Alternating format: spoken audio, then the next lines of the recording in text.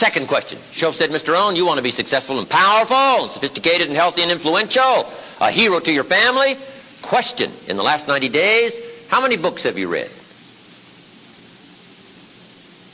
Invest in the miracle of your mind. Give you ideas to ponder. Fashion your future with meticulous care. How many books have you read in that process the last 90 days? And I said what? Zero. I said, yeah, but you don't understand. These negative relatives are putting me down. Those Democrats have got things messed up.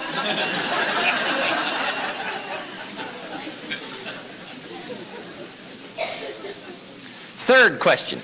Shoaff said, Mr. Rohn, in the last 6 months, how many classes have you taken to improve your skills or to develop new skills? For your future and your family, how many classes in the last 6 months? And I said what? Zero. 3 excellent questions. I'm striking out. I got zeros on all those questions. Shoaff said, Mr. Rohn, unless you cure these numbers, you're headed for disaster. 6 years from now, you won't just be broke. You'll be double broke. Wow, I started turning these numbers around. The next 90 days, I became a reader. I started taking some classes. I started investing in my library. I started putting my money away. I started a brand new financial plan, which I'll discuss with you in that next seminar, how to become financially independent. I'm telling you, numbers tell us everything. Success is a numbers game. We demand it of our children. How many years do you want your child to spend in 4th grade? Approximately. What? About 1. You say, well, if they're nice kids, would you give them 3 or 4 years? You say, no. It's not a beauty contest, getting ready for the world, making your way financially, socially, personally. You can't spend more than 1 year in 1 grade. It's unacceptable. And if it looks like they're not going to make it, what do? Pour on the pressure. Family pressure, peer pressure, school pressure, every other kind of pressure. Teacher pressure. Why? Can't stay here more than 1 year. You got to learn this stuff and move along to the next grade. And if we demand it of our kids, parents, we got to demand it of ourselves. You got to make progress in reasonable time. You got to take a look at the numbers and see how you're doing. It's the name of the game. How often should you weigh the new baby? You say, well, next spring we'll weigh the baby. No, you can't wait till next spring. Don't you have to weigh the new baby often? The answer is yes, of course, to see what? Is it gaining weight or what? Losing weight. What if it's losing weight? The alarm bells have got to go off. You can't let a little baby lose weight very long. It's called disaster. These numbers are important. How often should you check the corporation? See if it's healthy or not. You say, well, in a couple of years we'll get all the accountants together. No, you'll be out of business. In Las Vegas, the big gambling houses, guess how often they put together a financial statement to see where they are? Several times a day. Why? So much is happening. If you don't learn when to shut down some of those tables, you'll be out of business by midnight. You can't wait till midnight. You can't wait till tomorrow. Tomorrow's too late. You got to know the numbers. What is your cholesterol count? You don't know and you don't care. You've just got your fingers crossed for the future. We better come get your family. Take them to safety.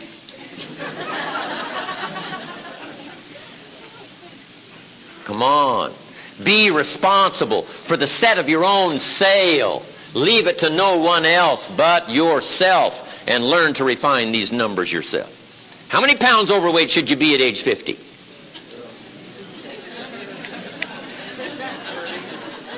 John says, well, I got big bones. Well, we'll give you 10 pounds for big bones. But hey, 25, 30 pounds, we got to turn on the caution light flashing at home and at the office. Somebody says, what's that flashing caution light? That John's up about 20, 25 pounds. 35, 40 pounds. Flashing red light at home and at the office. Somebody says, what's that flashing red light? See, John's up about 40 pounds.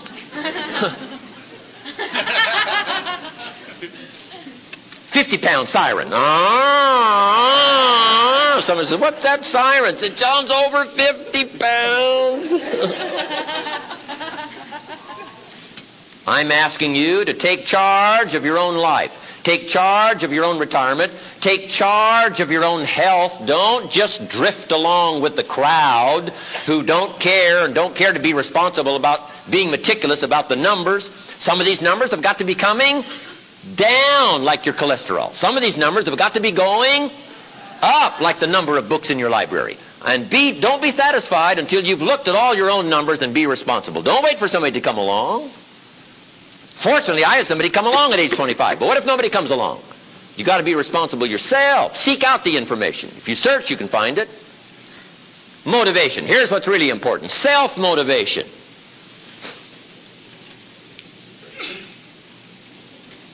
Guy says, boy, if somebody would just come by and turn me on. What if they don't show up? You've got to have a better plan for your life. Are you just going to sit in the shadows and wish the rest of your life?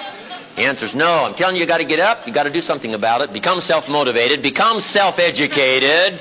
Seek out the books. Don't wait for somebody to come by and just put them on you and say, oh, please buy. I'm asking you to go search for them. Go look for them. An ancient phrase says, if you search, you will find. Here's how it also reads.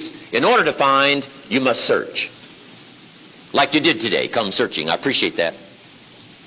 Rarely does a good idea interrupt you.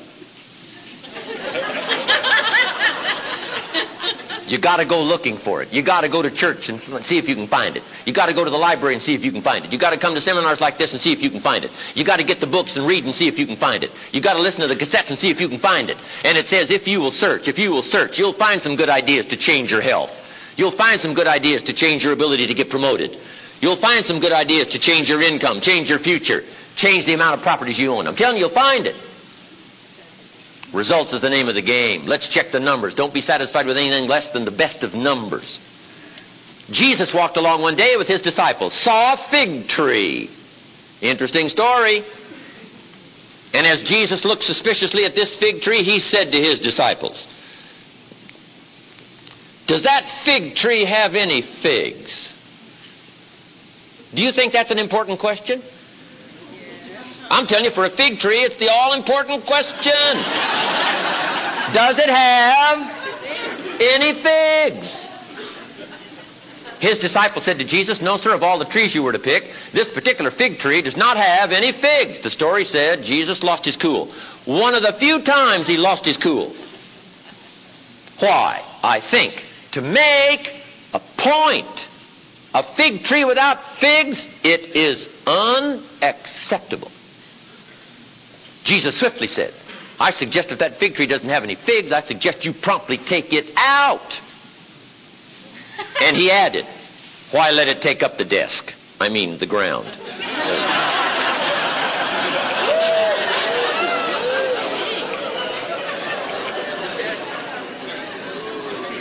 So you got to get all your folks together every once in a while and say, today we're counting the figs.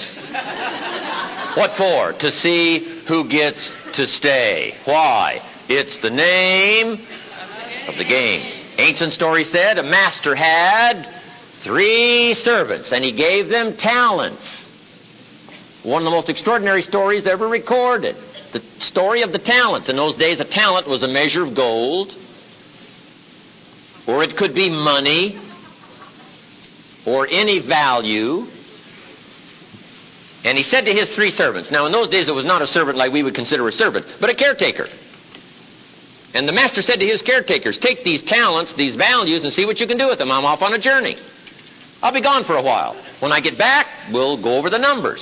They all said, okay. So before he left, he gave one of these servants 5 of these values. He gave another servant 2, and he gave another servant 1.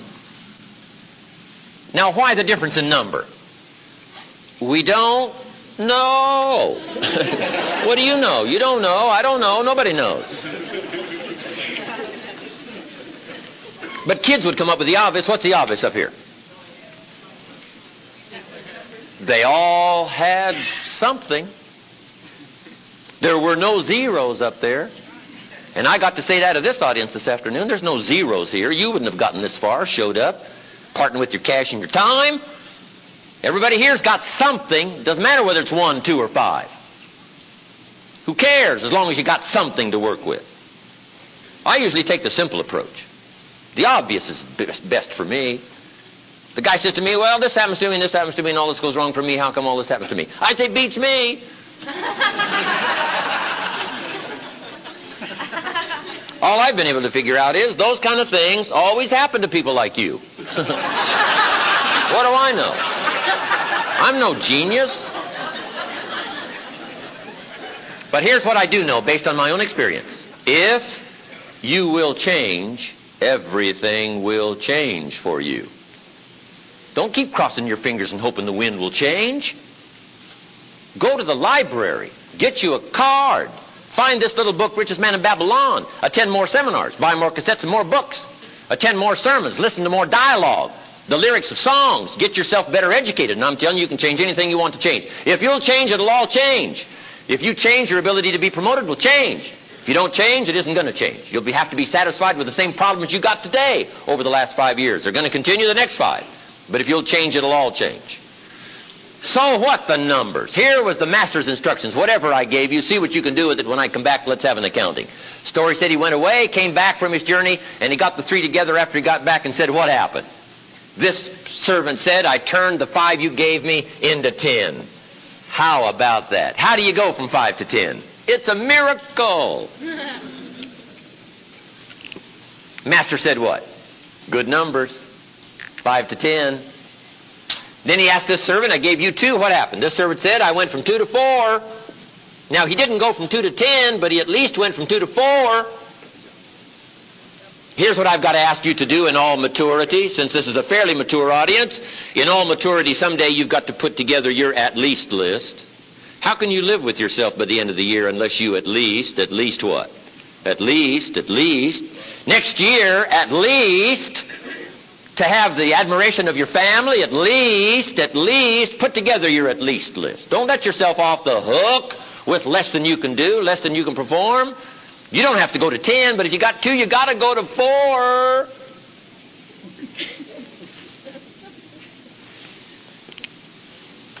Now the master said to the third servant, I gave you 1 value, what happened? That servant said, I've still got that same value. Story said, the master lost his cool. Took a page out of Jesus' book. Why? I think to make a point, 1 to 1, unacceptable. In fact, the master said in his rage, take that value away from this person and give it to the one that's got 10. Now, why do that? We don't know. What do you know? You don't know. I don't know. Nobody knows. Here's all we know based on experience. It keeps happening. That's all we know. Now, kids would come up with the obvious. They'd probably say, well, that's probably the best thing to do. Why? If you give this talent to this person that's got 10, what'll he probably do with it based on experience? He'll probably turn it into 2, 3, 5. Then if he has to, he can easily take care of this poor guy.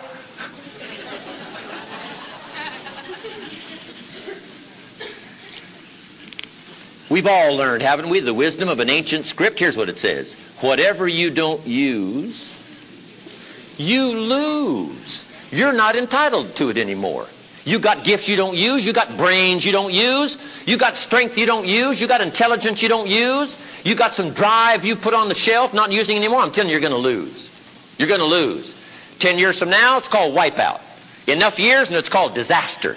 Sit in your own shadows while the others walk in the light. I'm telling you, it's time to consider it. Life change starts with a consideration of this kind of stuff. Results is the name of the game. Now here's number 5. Isn't this good stuff? This is valuable. I'm getting a lot out of this seminar. I should have paid to get in.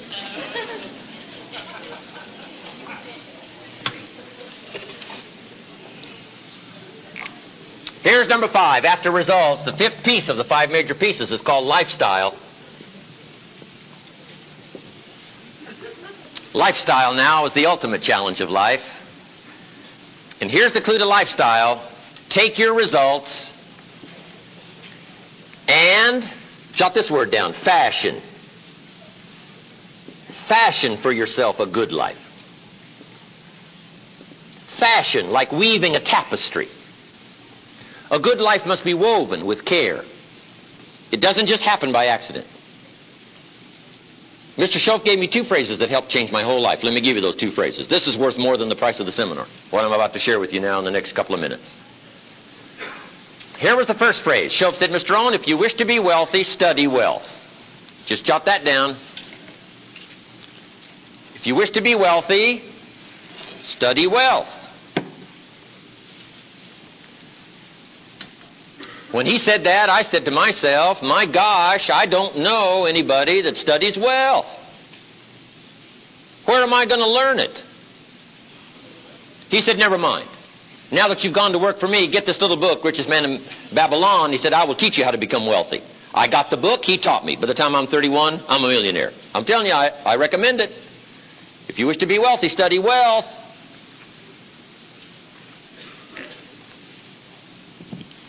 I would have learned it sooner, just didn't know.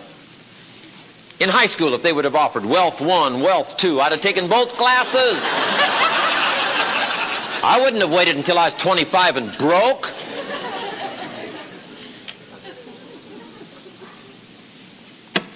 Here was the next phrase. Shoaff said, Mr. Rohn, if you wish to be happy, study happiness. What a revelation that was. I didn't know happiness was a study. My best hope for happiness at age 25 was to just go through the day with my fingers crossed, hoping some would make me a little happier. Not it. Happiness is not by accident. Happiness is on purpose. Happiness is not by chance. Happiness is by choice. Happiness is a study. Happiness is a practice. Happiness is not an account. It's not a bank account. Happiness is an art. And anybody that wants to can study the art of weaving their own happiness like weaving a tapestry, if you're interested. But isn't it sad to have the results and not the happiness? The answer is yes. Don't we all pity the father who's got the money but not the joy? Yes. A father who wads up a $20 bill, throws it at his son, and says, here, if you need the darn stuff that bad, just take it and get out of my face. How sad, a father with money and no joy. He studied economics, but he never studied joy. How to get joy from your substance. The man taught me well. Show. Happiness is an art, just like culture, just like sophistication. It's not out of the reach of anybody. Poor people, people of modest means can become cultured and sophisticated. Because it's not an amount. It's not an account. Rich doesn't do it for you. It's a study. I know a guy that's rich. He's a clod. The guy eats with his elbow in his soup. I mean, he's just a clod. Nothing much more pitiful than a rich clod. How sad. But how much is a book on sophistication in the marketplace? $40,000. No, $40. Everything's within everybody's reach in America. And in the library, it doesn't cost $40. It's free for the asking if you bypass happy hour and head for the library. If you want your life changed.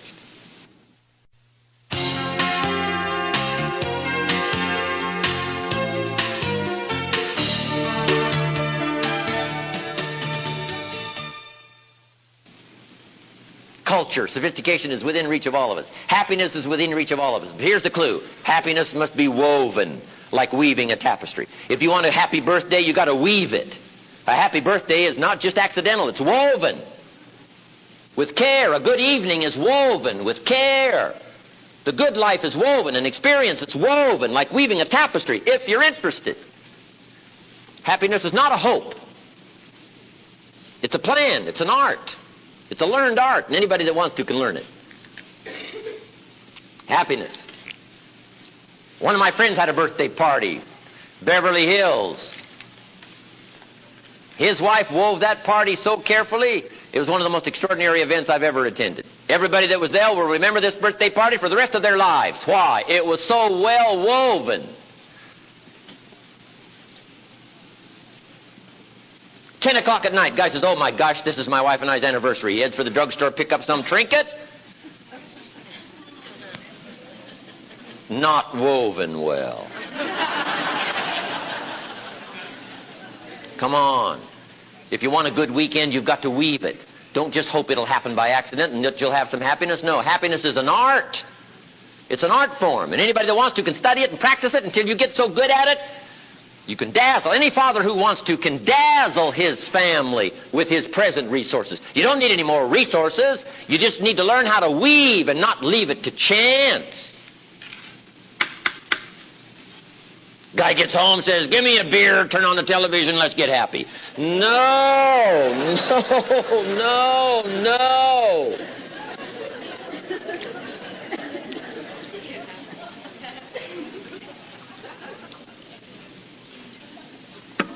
Weave it carefully with your own hands. Put your own heart and soul into it.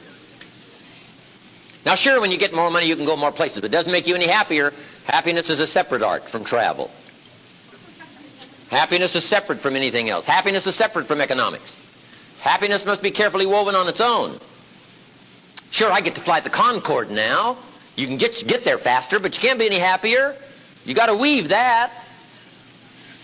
It is exciting, though, to get from, London to New York in 3 hours. And you meet some interesting people on the Concorde. My last flight, for the second time, I met Christopher Reeves, Superman.